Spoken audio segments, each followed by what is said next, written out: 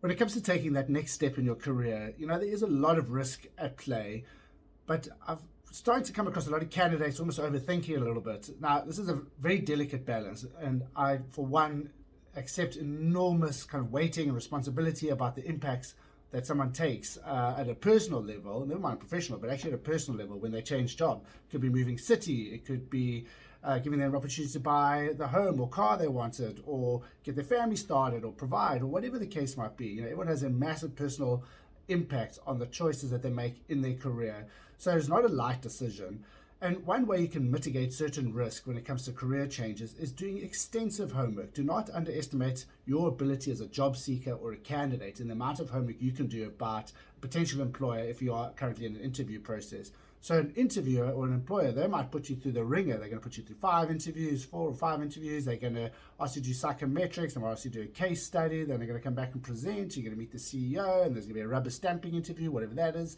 And you kind of suddenly feel like you've given a lot of yourself, and on the other side, you now maybe get an offer, you have to make a decision in 24 hours. You go, hang on, I need to ask that person this, or I want to get more information about them before I commit to this process. Hiring is a two-way street.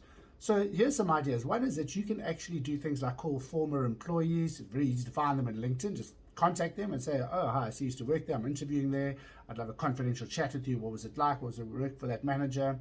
Maybe if I see a situation of psychometric tests, I'm still on the fence about them, but if a candidate has to do it to show the employer what you could be like, perhaps the potential manager should also share his or her results of their psychometric test with a job seeker. I mean, that's like almost a weird concept, but if I'm applying, I want to know what you're like as a lead. I want to know what you're like in personality. I want to know what you're like when the going gets tough and working in a team, all the things that we get put through as job seekers. And a third tip is also looking at a sense of the flow. You can almost pick this up by looking at the website. Are they constantly putting articles out? Is their content up to date? What is the sense of staff churn? You can get this information for free on LinkedIn. You just go do a bit of homework. Speaking with suppliers is a big thing. Maybe you want to join us, an asset manager. You might want to talk to some analysts and sell side, see how they get treated. These are big factors. What are they sponsoring? Are they sponsoring things when performance is down? Is that good? What are the ethical situations around that?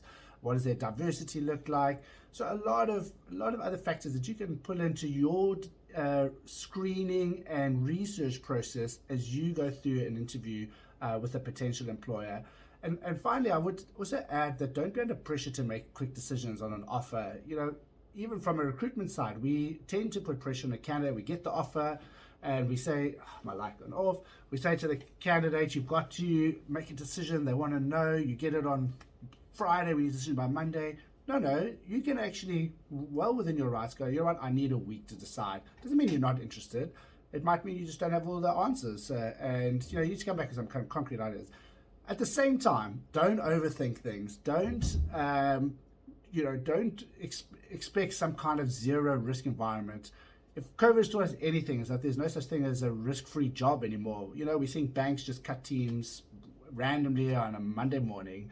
We're seeing retrenchments all over the place from people who thought they had jobs for life. That jobs for life concept is, it's a well-worn topic that's no longer a thing. So you could be next to be cut. So accept that there's risk, accept there's quite a lot you can do to mitigate it in your next decision in your career move, but also be confident. Once you've made that call, back yourself and go for it and throw all of yourself into your new role. Don't go into a new opportunity half pregnant. It's really going to mess with your mind and you're going to start a new role on the back foot.